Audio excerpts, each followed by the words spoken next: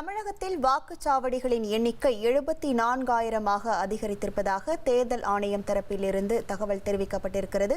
முழு விவரங்களோடு இணைகிறார் நமது செய்தியாளர் பாஸ்கர். வணக்கம் பாஸ்கர். தேர்தல் ஆணையத்தின் இந்த தகவல் தொடர்பான முழு விவரங்கள்.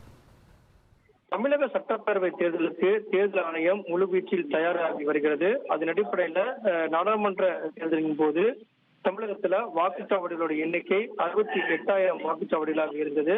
தற்போது புதிதாக 6,000 வாக்குச்சாவடிகள் என்பது அதிகரிக்கக்கூடிய நிலை ஏற்பட்டிருக்கிறது.